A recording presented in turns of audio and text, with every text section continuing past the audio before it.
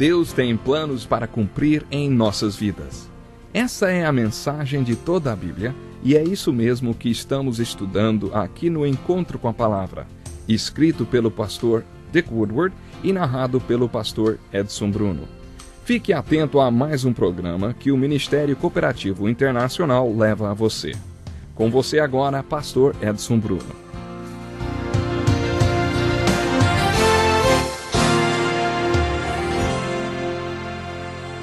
Olá, seja muito bem-vindo a mais um Encontro com a Palavra. É hora de você pegar a sua Bíblia mais uma vez para participar do estudo do Evangelho de João, versículo por versículo. Estamos estudando o capítulo 15. Já vimos os capítulos 13 e 14 que registram o sermão da última ceia e os ensinos maravilhosos que Jesus compartilhou com os 12 discípulos, com os quais se recolheu em um último retiro um pouco antes de ser preso, julgado e crucificado. Jesus iniciou seu ministério com um retiro no alto de uma montanha, onde pregou o sermão da montanha e recrutou os 12, conforme lemos em Marcos 3,13. Diz assim que Jesus subiu a um monte e chamou a si aqueles que ele quis, os quais vieram para junto dele. Os discípulos foram chamados por Jesus e enviados por ele. Eles passaram 3 anos com Jesus e não faltava muito para que Jesus os comissionasse e os enviasse. Mas antes disso acontecer, Jesus se retirou com eles para comemorar a Páscoa. E foi nesse contexto que aconteceu o último retiro de Jesus com seus discípulos. Nos capítulos 13, 14, 15 e 16 do Evangelho de João, podemos conhecer um pouco do que Jesus compartilhou com eles neste retiro. Já comentamos que, na verdade, esse não foi um sermão no sentido literal da palavra. Foi um diálogo que começou no final do capítulo 13. Podemos dizer que a essência deste sermão são as respostas de Jesus a algumas perguntas que os discípulos fizeram. A parte mais importante foi a resposta de Jesus ao pedido de Filipe. Senhor, mostra-nos o Pai, e isso nos basta. Jesus citou o nome do Pai 124 vezes no Evangelho de João, 43 vezes apenas durante a última ceia. Jesus realmente falava muito no Pai, e Filipe era um homem de negócios. Filipe foi testado por Jesus no capítulo 6, antes de Jesus alimentar 5.000 pessoas, ou 5.000 famílias, vamos dizer assim, ao perguntar, onde compraremos pão para esse povo comer? Aí Filipe, com seu raciocínio de homem de negócios, respondeu, 200 denários não comprariam pão suficiente para que cada um recebesse um pedaço? Filipe, prático e objetivo como era, disse, Senhor, mostra-nos o Pai, e isso nos basta. E essa foi a resposta de Jesus. Filipe, tudo que falo vem do Pai que me disse o que falar. Tudo que faço foi o Pai que me capacitou a fazer. Se você tem ouvido minhas palavras e visto as obras que faço, já tem visto o Pai. Se você me vê, você vê o Pai, porque eu estou no Pai e o Pai está em mim. Foi neste contexto que Jesus disse, minha palavra e minha obra, que tanto impressionaram vocês, são resultado da minha unidade com o Pai e do meu relacionamento com o Pai. A palavra do Pai é falada aqui e a obra do Pai é realizada na terra por causa deste relacionamento que eu tenho com Ele. Agora estou partindo, mas depois que eu for embora, teremos um relacionamento ainda mais próximo do que tivemos durante estes 3 últimos anos. Era difícil para os discípulos entenderem tudo isto. Para nós é mais fácil, porque temos uma visão retrospectiva. Jesus estava dizendo para eles, depois que eu deixar este corpo, voltarei, porque estarei em cada um de vocês. Vocês poderão estar em mim, e eu poderei estar em vocês. Estaremos muito mais próximo do que estamos agora. Todo este assunto, ou todo esse ensino, foi impressionante para eles. Quando tudo isso acontecer, vocês estarão tão unidos a mim como eu estou com o Pai. Se vocês estiverem em união comigo e eu com vocês, vocês terão comunhão uns com os outros. Vocês estarão tão perto de mim quanto eu estou agora do Pai. A palavra do Pai será anunciada na terra através de vocês, e a obra do Pai será feita na terra através de vocês. Jesus também disse, fará coisas ainda maiores do que estas, porque eu estou indo para o Pai. Sabe, eu creio que quando Jesus falou isso, ele estava querendo dizer que, onde quer que estejamos, o milagre pode acontecer. Não importa onde estejamos, ali o Pai estará atuando. Quando eles deixaram a sala onde aconteceu a ceia e foram para o jardim, Jesus fez uma ilustração do que já tinha falado lá dentro. Nos primeiros 16 versículos do capítulo 15 de João, conforme vimos no último programa, Jesus pegou no ramo daquela videira que tinha na sua ponta frutos brotando e disse: era sobre isso que eu estava falando com vocês lá dentro. Vocês estão vendo? Esses ramos estão ligados à videira e tiram dela a essência para produzirem esses frutos que vocês estão vendo. Eu sou a videira e o meu pai é o agricultor. Vocês são os ramos, e o fruto é a pregação da palavra do Pai, e a obra do Pai realizada na terra. Essas são as 4 partes desta metáfora. Mas sabe de uma coisa? Ainda bem que não fui eu quem ouviu estas palavras de Jesus. Elas me surpreendem. Eu não teria falado o que o Senhor falou. Parece que ele se limitou. Sabe por quê? Para que os ramos deem frutos, eles precisam estar ligados à videira. Tudo bem. Esta é uma das lições principais desta metáfora, mas isto é apenas metade do ensino. A outra metade é a seguinte: para que a videira tenha frutos, ela precisa de ramos. O que Jesus é? No capítulo 15 de João, vemos que Jesus é a videira à procura de ramos. Esta metáfora traz 2 ensinos muito importantes. Um deles é: sem mim não podem fazer coisa alguma. E o outro é: sem vocês, eu não posso fazer coisa alguma. Não é impressionante que Deus tenha estabelecido as coisas desta forma? Parece até que ele se limitou ao homem como seu instrumento e que só agirá através do seu povo. Uma vez ouvi a seguinte explicação: o plano de Deus é usar o poder de Deus no povo de Deus para cumprir os propósitos de Deus, de acordo com o plano de Deus. Eu vou repetir. Preste atenção nas palavras que começam com P nesta frase. O plano de Deus é usar o poder de Deus no povo de Deus para cumprir os propósitos de Deus de acordo com o plano de Deus. Se eu tivesse planejado isto, não me limitaria ao homem como instrumento, não dependeria do fator humano.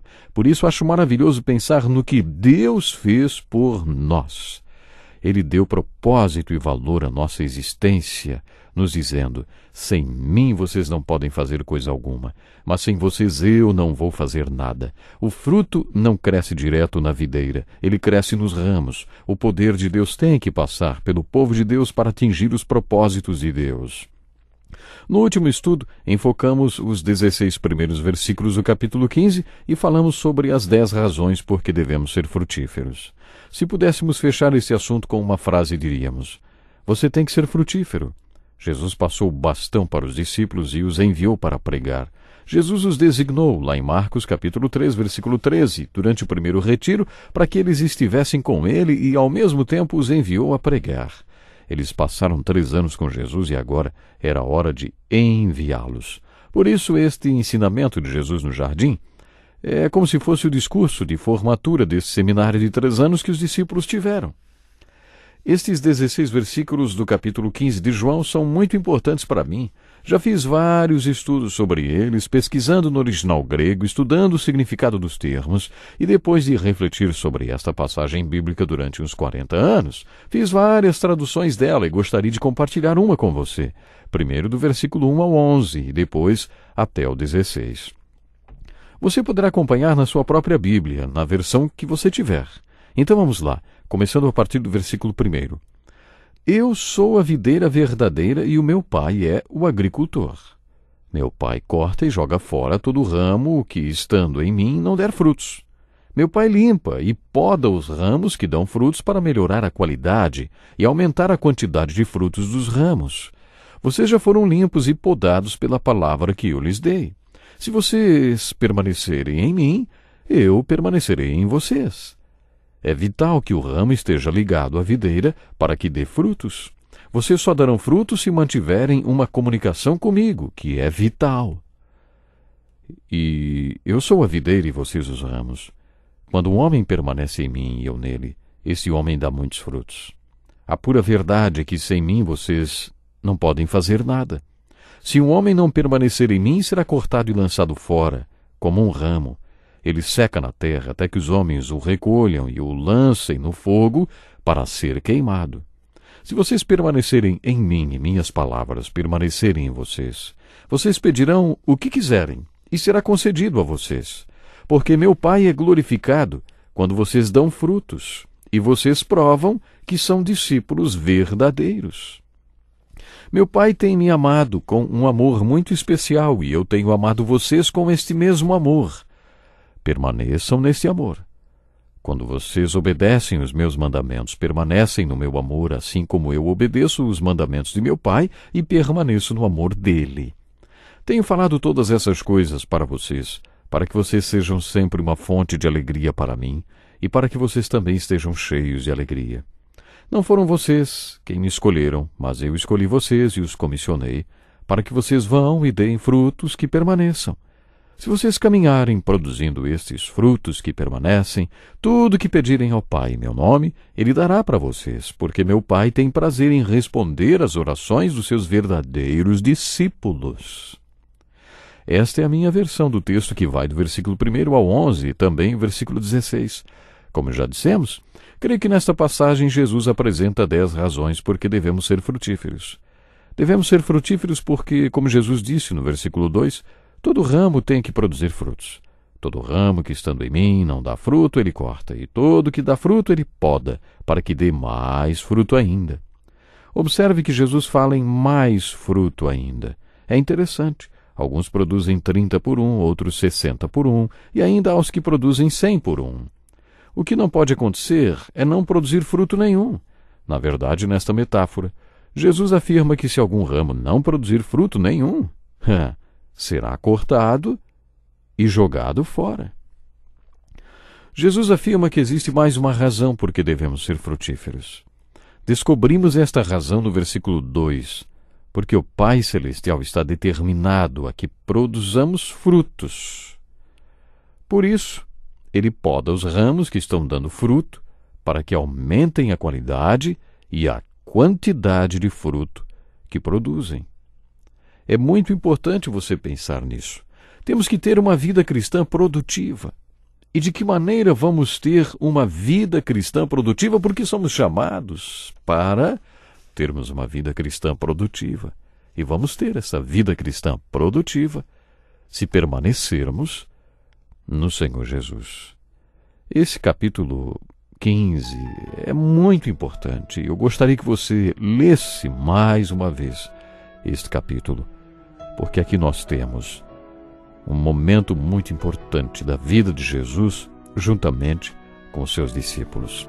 Bom, infelizmente eu tenho que encerrar o programa de hoje, mas temos marcado mais um encontro com uma palavra e não perca. Deus abençoe grandemente você. Participe dos nossos estudos para descobrir mais sobre este chamado de Jesus para permanecermos nele e sermos frutíferos. Até o próximo programa.